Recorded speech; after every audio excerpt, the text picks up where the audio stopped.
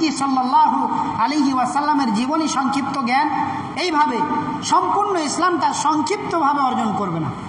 কিভাবে জানাজা পড়তে হয়, কিভাবে হজ করতে হয়, জানা যায় যে দোয়াগুলো বলেন তার অর্থ কি, এইভাবে রোজা কিভাবে করতে হয়, সিয়াম পালন কিভাবে করতে হয়, সিয়াম পালনের আফতারির দোয়া কি, এই ধরনের তারাবি কিভাবে পড়তে হয়, সংক্ষিপ্তভাবে জ্ঞান অর্জন করাকে বলা হয় মুজমালান। আর মুফাসসালান মানে বিস্তারিতভাবে জ্ঞান অর্জন করা। বিস্তারিতভাবে এই হাদিসটা কবে এসছে, কোন ক্ষেত্রে এসছে, এই আয়াতটা কোথায় নাজিল হয়েছিল, কোন ক্ষেত্রে নাজিল হয়েছিল, এই আয়াতটার হুকুম এখনো বাকি আছে না নেই, এই আয়াতের তাফসীর কি, এটা হচ্ছে বিস্তারিত জ্ঞান। এই বিস্তারিত জ্ঞান কিন্তু সবার দ্বারা অসম্ভব। সম্ভব সবার দ্বারা যেটা, সেটা হচ্ছে সংক্ষিপ্ত জ্ঞান অর্জন করা। এই জন্য আমি বলছি যে আপনি জীবনে যাই করুন, ব্যবসা করুন, আপনি খেলাধুলা করুন, যাই করুন, আপনি ইসলামিক শিক্ষা অর্জন করুন। ইসলামিক শিক্ষা অর্জন করুন, চাই সংক্ষিপ্তভাবে হোক, চাই বিস্তারিতভাবে হোক। আজ আফসোসের কথা, যদি জিজ্ঞাসা করা হয় এখানে যতজন আছেন অনেকেই হয়তো নাউজুবিল্লাহ কোরআনই পড়তে জানি না। এটা আফসোসের বিষয়, দুঃখের বিষয়। এটা একজন মুসলিম কোরআনই পড়তে জানি না। অনেকেই হয়তো নামাজের দোয়াগুলো সঠিকভাবে জানি না, দোয়া জানি অর্থ জানি না। জি, এটা নয় যে দোয়া জানি অর্থ জানি মানে বড় মৌলানা, ওটা হলো সংক্ষিপ্ত জ্ঞান। এই কমসে কম সংক্ষিপ্ত জ্ঞানটাও অর্জন করুন। নামাজের মধ্যে ফরজ কটি, নামাজে কি কি ছাড়লে নামাজ বাতিল হয়, কি কি করলে কি কি ছেড়ে গেলে ছাড়ার পরেও নামাজ হয়ে যায়, উজুর ফরজ কয়টি, উজু কিভাবে করতে হয়, কমসে কম এই সংক্ষিপ্ত জ্ঞানটাও অর্জন করুন। যে জ্ঞানটা আপনাকে একজন সম্পূর্ণ মুসলিম হয়ে কমসে কম নিজের জীবনটা যেন চালাতে পারেন, এই জ্ঞানটা কমসে কম অর্জন করুন। আর নিজের সন্তানকেও শেখান, কোরআন শেখান, হাদিস শেখান, দিনই জ্ঞান তাকে দিন। একদিন আপনি আফসোস করবেন যদি আপনি তাকে দিনই শিক্ষা না দেন, আপনি নিজে একদিন আফসোস করবেন। আপনিও একদিন আফসোস করবেন, যদি কোরআন পড়তে জানতাম, আজ আমি কোরআন পড়তাম, জানি না এই জন্য কোরআন পড়তে পারছি না। এখনও যারা জানেন না, শেখার চেষ্টা করুন, মাহল তৈরি করুন, মসজিদে রাখুন কাউকে, তাকে রেখে বয়স্ক মানুষদের জন্য আলাদা সময় করুন, কম বয়স্ক মানুষদের জন্য আলাদা সময় করুন, কোরআন শেখান, দিন শেখান। দাওয়াত ইসলাম, ইসলাম শিক্ষা জ্ঞানের মাধ্যম দিয়ে টিকে আছে। আর পৃথিবী টিকে আছে এই জ্ঞানীওয়ালাদের জন্য। কারণ জানেন, আল্লাহ রসুল সাল্লাল্লাহু আলাইহি ওয়াসাল্লাম বলছেন, কিয়ামতের একটি আলামত হচ্ছে যে ইলমকে তুলে নেওয়া হবে। তার মানে কিয়ামত আসা মানে দুনিয়া ধ্বংস হবে। তো কিয়ামতের একটা বড় আলামত হচ্ছে ইলমকে তুলে নেওয়া হবে। সাহাবা কেরাম আল্লাহ রসুল সাল্লাল্লাহু আলাইহি ওয়াসাল্লাম বললেন, ইলমকে কিভাবে তুলে নেওয়া হবে?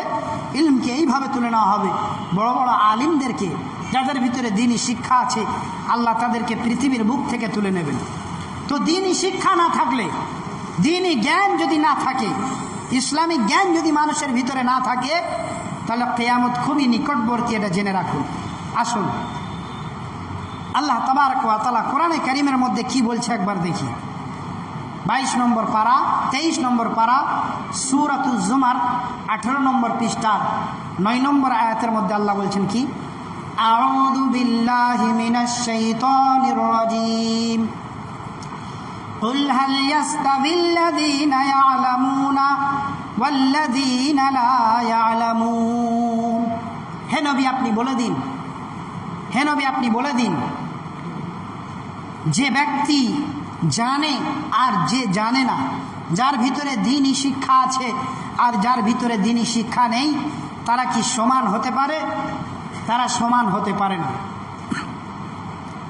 22 নম্বর পারার মধ্যে আল্লাহ তাবারক ওয়া তাআলা সূরা ফাতির 22 নম্বর পারা খুলে দেখবেন, 19, 20, 21, 22 নম্বর আয়াতের মধ্যে আল্লাহ কি বলছেন, আউযু বিল্লাহি মিনাশ শাইতানির রাজীম, ওয়ামা ইয়াস্তাবিল আ'মা ওয়াল বাসীর ওয়ালায-যুলুমাতু ওয়ালান-নূর ওয়ালায-যিল্লু ওয়ালাল-হারুর ওয়ামা ইয়াস্তাবিল আহইয়াউ ওয়ালাল-আমওয়াত।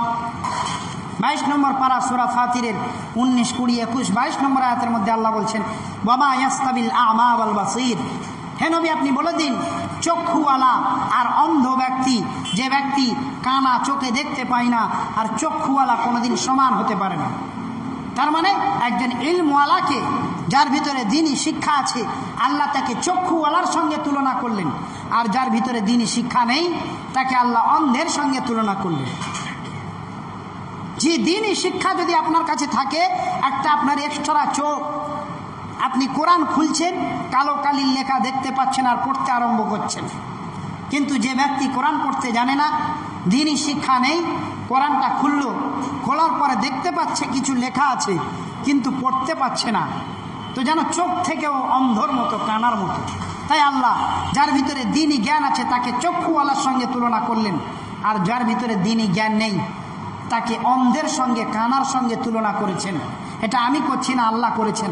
দুঃখ করবেন না, আফসোস করবেন না, কষ্ট মনে করবেন না। নিজের ভিতরে যতটুকু হয়, যেভাবে হয়, আপনি কাজ করছেন, যেভাবে হয় ইসলামিক শিক্ষা অর্জন করার চেষ্টা করুন। আর আজকাল কত সুবিধা, বাংলা, উর্দু, বিভিন্ন ভাষায় দ্বীনি শিক্ষা আপনি পেয়ে যাবেন। আগে কি ছিল? শুধু কোরআন, আপনি কি পড়ছেন আপনি বুঝতে পারছেন না। এখন কত সহজ, কোরআনের বাংলা তর্জমা হয়েছে, উর্দু তর্জমা হয়েছে, ইংরেজি তর্জমা হয়েছে, হিন্দি তর্জমা হয়েছে, আপনি অর্থ সহ বুঝে বুঝে পড়তে পারবেন।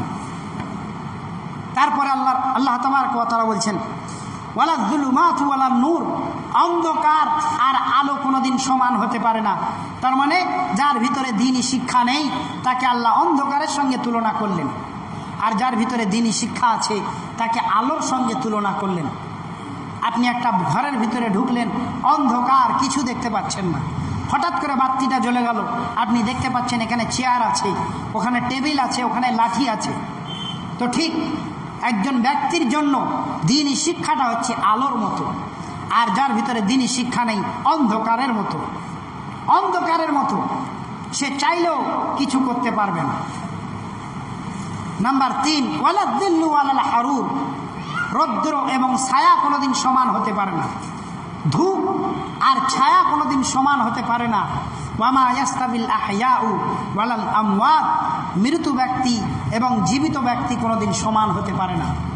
তার মানে আল্লাহ যার ভিতরে দ্বীনি শিক্ষা আছে, ইসলামিক জ্ঞান আছে, তাকে জীবিত মানুষের সঙ্গে তুলনা করেছেন।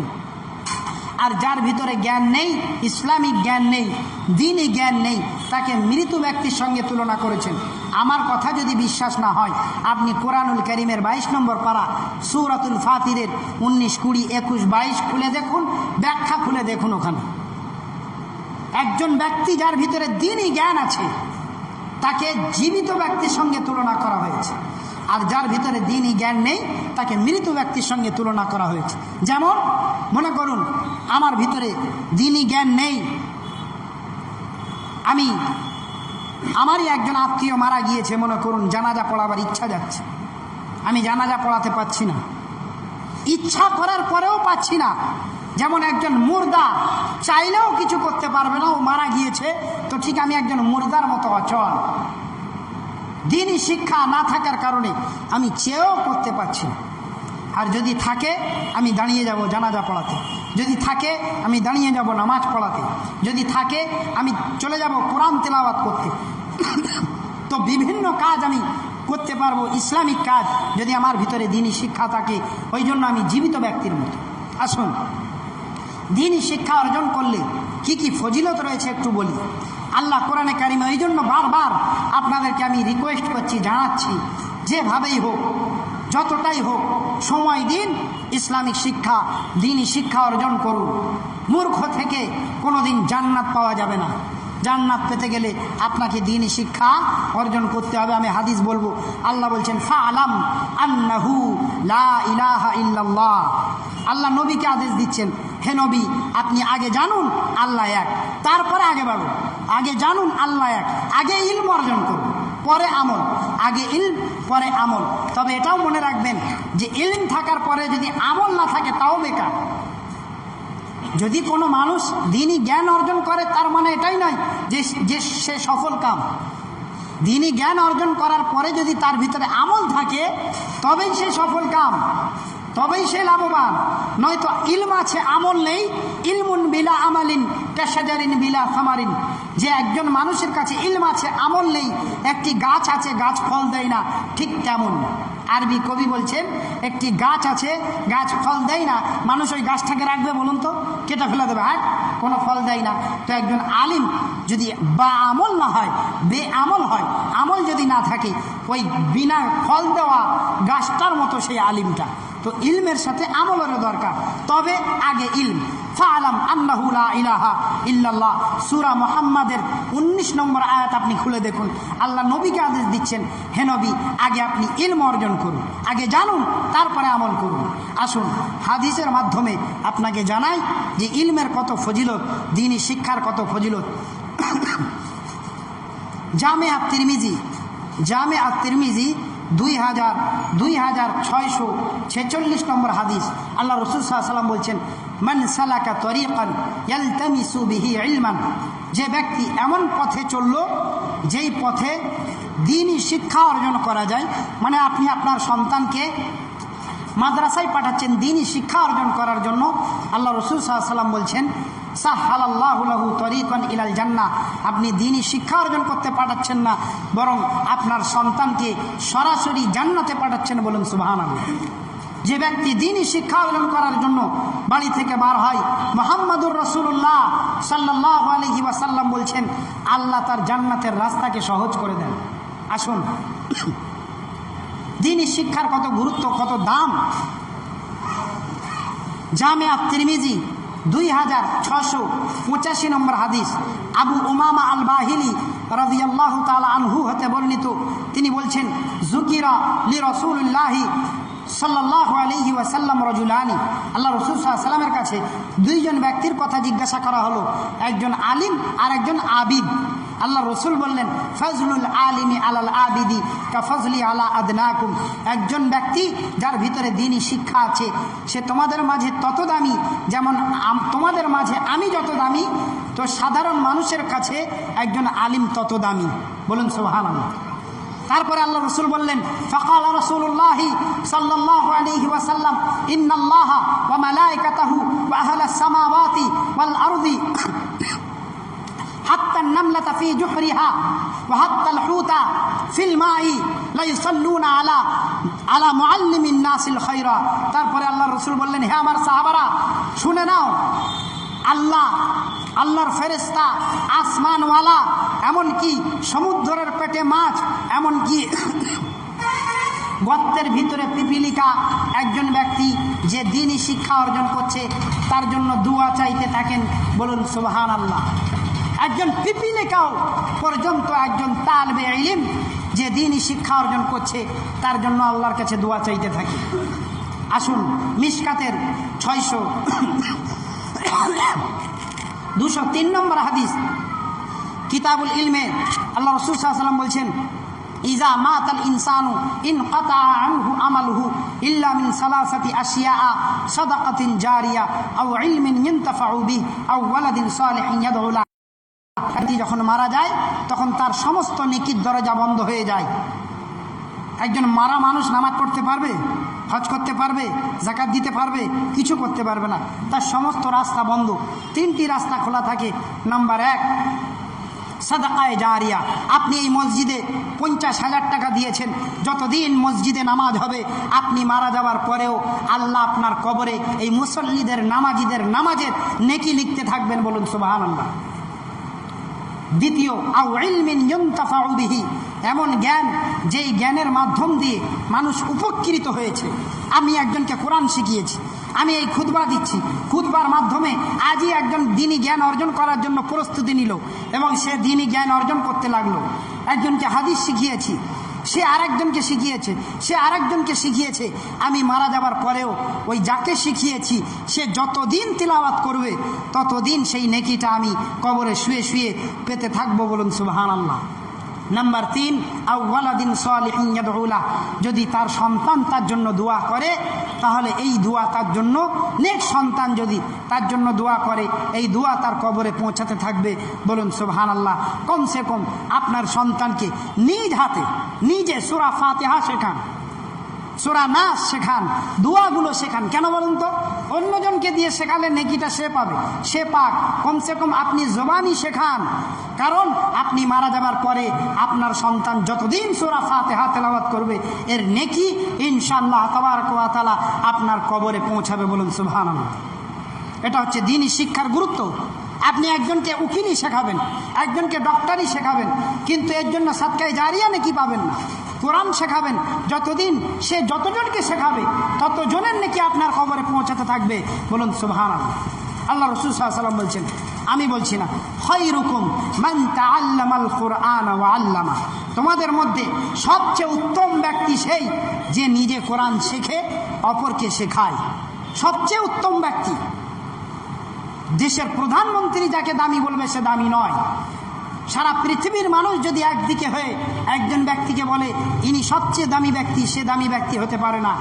দামি ব্যক্তি সেই যে ব্যক্তিটিকে মুহাম্মদুর রাসূলুল্লাহ সাল্লাল্লাহু আলাইহি ওয়াসাল্লাম দামি বলেছেন।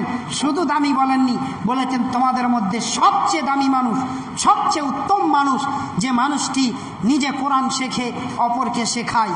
তো আপনি দ্বীনি জ্ঞানের অর্জন করুন, দ্বীনি জ্ঞান চর্চা করুন, ইসলামিক শিক্ষার ব্যবস্থা করুন, নিজেও শেখার চেষ্টা করুন, নিজের সন্তানকেও শেখার চেষ্টা করুন।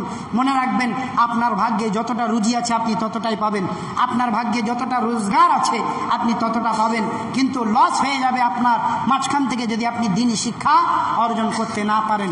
ওই জন্য এই সপ্তাহে এসে আপনাদেরকে বারবার একটাই আমি মেসেজ, একটাই বার্তা আপনাদের কাছে পৌঁছাতে চাই, সেটা হচ্ছে আপনি যদি সঠিকভাবে পাক্কা মুমিন হতে চান, সম্পূর্ণ ইসলামকে মেনে চলতে চান, আর যদি জাহান্নাম থেকে নিজেকে বাঁচিয়ে জান্নাতি হতে চান, কমসে কম সংক্ষিপ্তভাবেও ইসলামিক শিক্ষা অর্জন করুন।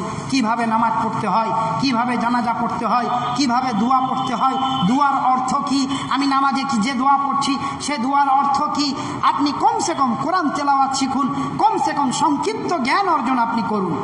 একজন মুসলমান আপনাকে যদি জিজ্ঞাসা করা হয় নবীর কয়টি মেয়ে ছিল, আপনি বলতে পারবেন না। নবীর কয়টি ছেলে ছিল, বলতে পারবেন না। নবীর ছেলেগুলো বেঁচে ছিল না মারা গিয়েছিল, বলতে পারবেন না। কিন্তু যদি দুনিয়াবি যিনি জিজ্ঞাসা করা হয় অমুক স্টারের ছেলে কটা, আপনি বলে দেবেন। অমুক হিরোর ছেলে কটা, আপনি বলে দেবেন। অ্যাজ এ মুসলিম আপনি নায়ক নায়িকাদের সমস্ত বিস্তারিত জীবনী আপনি বলে দেবেন, কিন্তু আপনার জীবনের মেন নায়ক, যে আসল নায়ক মুহাম্মদুর রাসূলুল্লাহ সাল্লাল্লাহু আলাইহি ওয়াসাল্লাম, তার কথা যদি আপনাকে জিজ্ঞাসা করা হয় আপনি বলতে পারবেন না। ওই জন্য বারবার আবারও বলছি, কম করে হোক দিনে 2 থেকে 3 ঘন্টা আপনি বার করুন, যেরকম হোক করে ইসলামিক শিক্ষা অর্জন করুন। আর বয়স হয়ে গিয়েছে লজ্জা করবেন না, শিক্ষার কোনো শেষ নেই। আপনি আপনার চেয়েও বয়স্ক মানুষের কাছে যান, সেখানে গিয়ে শিক্ষা অর্জন করুন, কোরআন শিখুন, নিজের সন্তানকে শেখান, এবং মসজিদওয়ালাদের বলছি মসজিদের ভিতরেও শিক্ষার ব্যবস্থা করুন, দার্সের ব্যবস্থা করুন। আল্লাহ আমাদের সকলকেই দ্বীনি শিক্ষা অর্জন করার তুমি তৌফিক দান করো, এবং দ্বীনি শিক্ষার মাধ্যম দিয়ে সারা জীবন যেন সেই শিক্ষার উপরে নির্ভর করে সেই শিক্ষা অনুযায়ী আমল করতে পারি। আল্লাহ সেই তৌফিক তুমি দান করো, জাহান্নাম থেকে বাঁচিয়ে জান্নাতি হওয়ার তৌফিক দান করো। ইন্নাল হামদালিল্লাহি নাহমাদুহু ওয়া নুসাল্লি আলা রাসূলিহিল